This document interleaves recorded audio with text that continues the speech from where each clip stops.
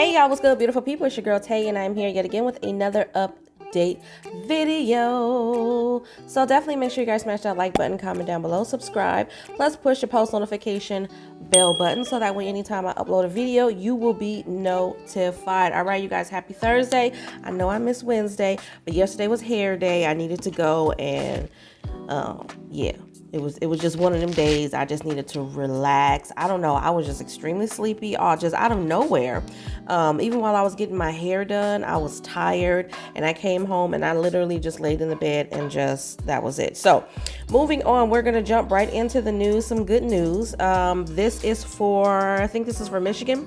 So this actually was reported 2 days ago. This is you can find this information available on thecentersquare.com. It says a $400 check for each insured vehicle in Michigan should hit state residents' mailboxes by May the 9th at the latest. Okay, Governor Gretchen Whitmer said the Michigan Catastrophic Claims Association, also known as the MCCA, will complete the transfer of $3 billion in surplus funds to Michigan's auto insurers this week. These $400 refunds are game changers for so many Michigan families, Whitmer said in a statement. I called for these refunds because I am committed to lowering costs for Michiganders and putting money back in people's pockets. They are also possible because we worked across the aisle to pass bipartisan auto insurance reform, and we will keep working together to grow our economy and build a state where families can thrive. Okay.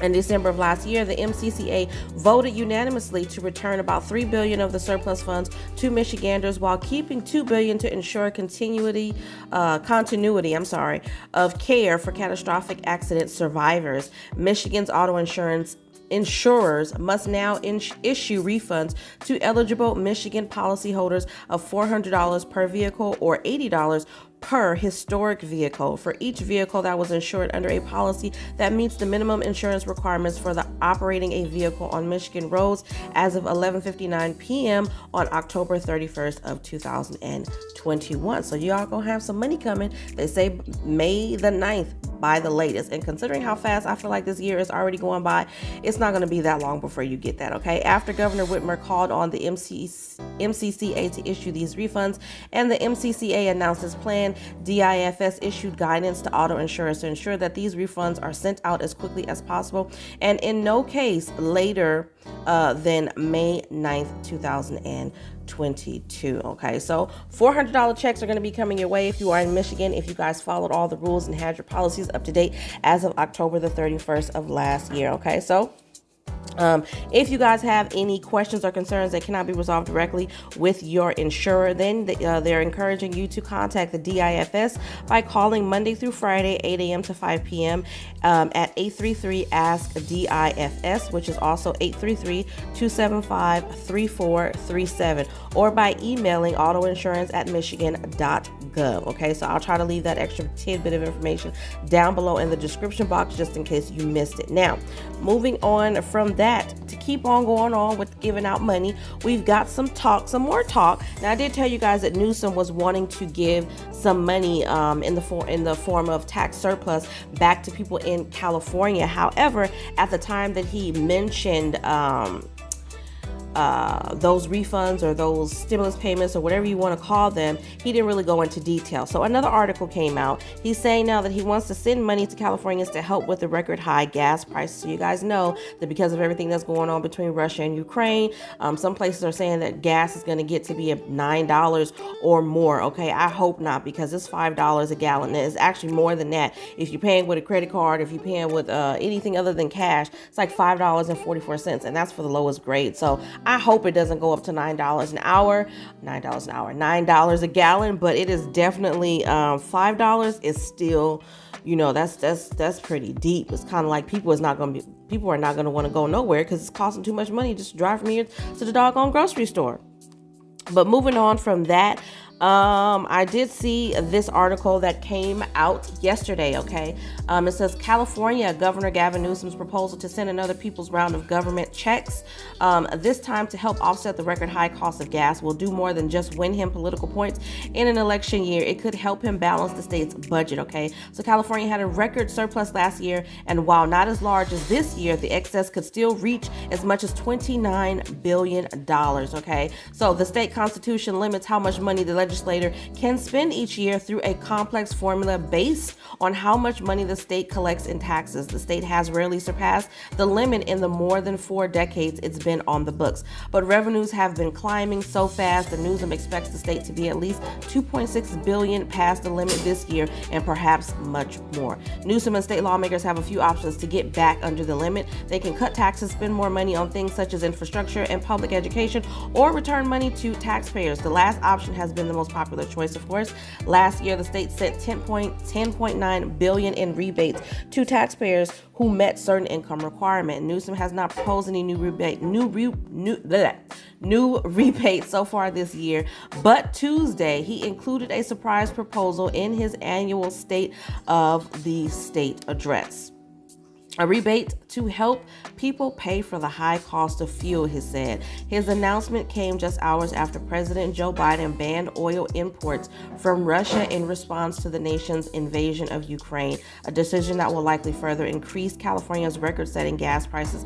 There's news that's evolving every day on these questions, and we're trying to keep up and make sure that we can keep up with protecting Californians, said Jason Elliott, who's Newsom's senior advisor. The proposal is so new, there aren't many details. Dee Dee Myers, another Newsom senior advisor, said one idea is to make the rebate available for people who have a car and live in California, regardless of their immigration status. She said the cost will be in the billions, but it's unclear how much people would get individually. It's likely the state's Democratic legislative leaders will want to focus the rebates so the rich don't get the same amount as the poor, okay, which makes sense, but I don't see why it matters if a person has a car or not. I don't think, I don't know. I think they're trying to find creative ways to give the money back, like Michigan, they're giving money back to people who had a certain type of policy and all of that great stuff. But I don't think it should matter because there's people, obviously, that don't have a car that's still going to be in need for some extra financial assistance, okay? It's also not clear how much the proposal would help keep the state under the spending limit.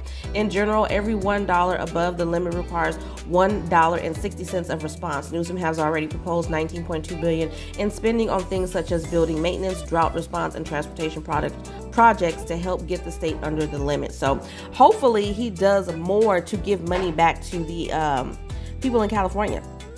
Gas is out of control. Like I said, the cheapest gas, the average price for a gallon of regular gas in California was at a record of $5.57 on Wednesday, which was yesterday. Okay, the highest in the country according to AAA. So gas is really, really, really expensive right now. I know gas is killing me, which is another reason why I wanted to take it easy. You know what I'm saying? Yesterday, I'm like paranoid watching my gas meter in my car, just trying to make sure that it doesn't get below a certain level. Okay, and I'm already ready to go back and fill it up because I just don't want there to become a point in time where gas and fuel is so scarce, you know what I mean, that we're literally waiting in line just to fill up. But I think that would just totally kill it for a lot of people who are getting up and going to work every day, people who have to travel for work. I think that would just be horrific. Okay, so hopefully things get better all around. Things that are going on in Ukraine, I hope gets better, but at the same time, I hope that our president is not just trying to sanction Russia without having a backup plan for for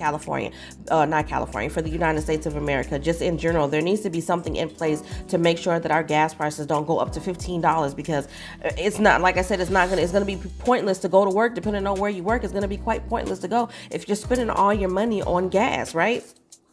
So hopefully something is done about that, okay? Another bit of information that I wanted to share with you guys today, it says student loan companies told not to send resume payment notices, okay? This was reported yesterday by The Hill. The Biden administration is directing companies to not send out notices about student loan payments resuming in May. So you guys know that student loans still have been deferred, and they're supposed to expire, I believe, at the end of next month, which is in April, but they've received notice from one of the governing bodies telling them not to send out notices, saying that the payments are going to start back in May because there's a possibility that deferment could continue to be extended, okay?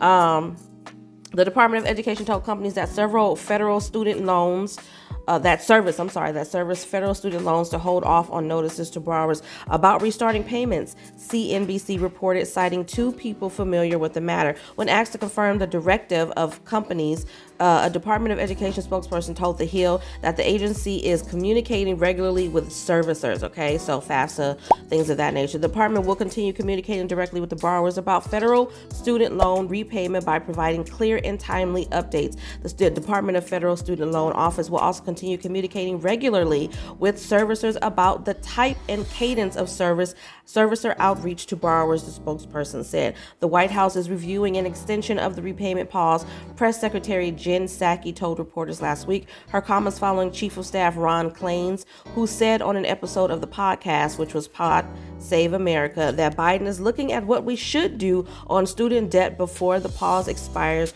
or he'll extend the pause. The payment pause, which was first began through a moratorium enacted under the then President Trump in March of 2020, has been extended 5 times. It is set to expire on May the 2nd, after Biden just recently extended it in January. Okay, so that is obviously something we will continue to access and review as we get closer to May. This is again coming from Jen Psaki, who made some points last Friday in some type of conference. Okay.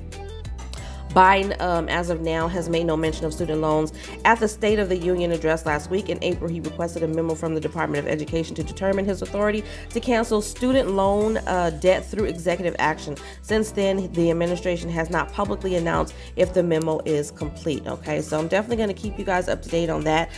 We do know that Biden campaigned in 2020 on forgiving at least $10,000 in federal student loan per person, and progressives have called on him to step that number up to at least $50,000 per person. But there is no other news or no other press releases or anything to basically validate that, or to say that it is going to happen anytime in the near future. Okay, but all in all, I do think that we've got a lot of great things, you know, all things considered. I won't say a lot, but the fact that we're possibly going to be getting, I think we're going to get it. I don't know for sure, you guys. I don't want you guys to be coming for me if it doesn't happen, but I think for California, I think that whatever Newsom decides to call it, if he wants to give it to people who has a car, if he wants to give it to people who's riding bikes or motorcycles, whatever it is that he's trying to think of in his head, I do think that there's going to be some form of payment that's going to go back to Californians, because they have way too much money in taxes that they received, and as I read, they have to keep it below a certain amount. So I do think that some money is going to come out. We just don't know how or when, but I sure hope they get it together soon. And now, a couple of you guys had asked me about Tennessee. I'm not exactly sure if my video was unclear, and I don't know, because you guys didn't specify whether you were asking about Tennessee benefits for pandemic EBT or if you were asking about emergency snaps. So for pandemic EBT, for Tennessee, for pandemic EBT for the current school year, I'm just going to give you both of them just so that you have them, because again, you didn't specify. But for Tennessee, you guys are going to get benefits in May and July, and then in August, they're going to do a cleanup. So you're going to receive a disbursement in May and another one in July, and this is for this school year, 2021 through 2022. Now, as it pertains to emergency SNAP maximum benefits for the month of March, I'm going to go over all of that right now, and I'm also going to go to the website just to see if there are any additional states that has been approved since the last time I checked, because I did not check today. So let's go to that. Let's just take a look here and see. I don't think anything else has been added. I know I've been eagerly waiting for California to be added to the list, and I don't see them on here. Oh, wait, nope.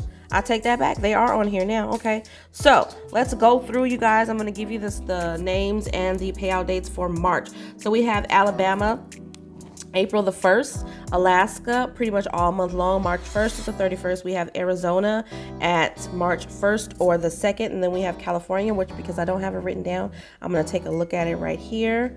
So for California, we have benefits to be paid April the 16th. Okay, so April the 16th is when those emergency allotments, that is for March. Remember, California pays a month behind. I know some of you guys be getting confused and trying to tell me that I'm giving you the wrong information. California is one of those states that pay a month behind. So our February benefits, we're going to get them this month in March. Our March benefits, we're going to get them in April. Okay, so that was for California. Then moving on, we have Colorado at March the 6th through the 11th, Connecticut March the 17th, and then every Friday until all March apps are completed. Then we have Delaware at March the 23rd, at DC regular issuance, Georgia March the 28th through the 31st. Then we have Guam at March the 18th.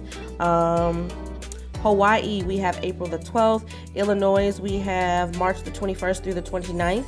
Indiana, March the 5th through the 23rd, odd days only staggered. Iowa, we have March the 1st through the 10th. Kentucky, March the 2nd through the 19th. Louisiana, March the 5th, the 12th, the 19th, and the 26th. Maine, we have March the 10th. Maryland, March the 1st through the 31st. Michigan, March the 19th through the 28th. New Hampshire, Massachusetts is new. Yep, Massachusetts is new. Hold on. Let's take a look at Massachusetts. Okay, so for Massachusetts, we have April the 4th. Okay, April the 4th for Massachusetts.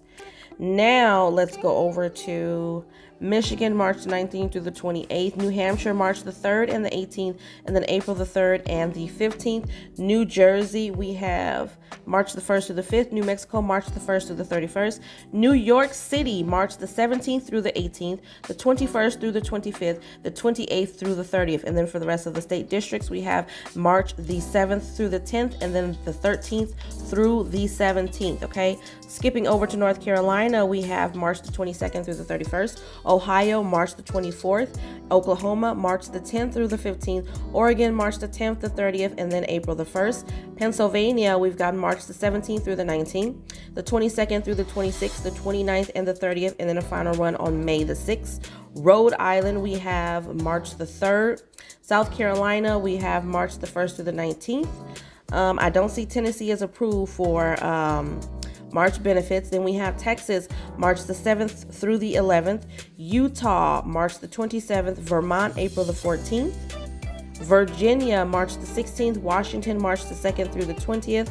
West Virginia, we have March the 3rd, and then a final run April the 13th. And then for Wisconsin, we have March the 19th, and then a final run on May the 7th. Okay, and that is absolutely all I have for you guys today. So as always, I hope this information was in some way helpful or useful to you guys in the least little bit. Do me a favor though, don't forget to subscribe, smash that like button if you haven't already, because it really does help to let YouTube know that you like what I'm doing and you want me to stick around. Okay, on that note, I'm going to say to you guys, as always, remember to live, love, and elevate, because that's all we really can do in this lifetime and in the next. And I will definitely see you guys in my next video. Peace, y'all. Bye.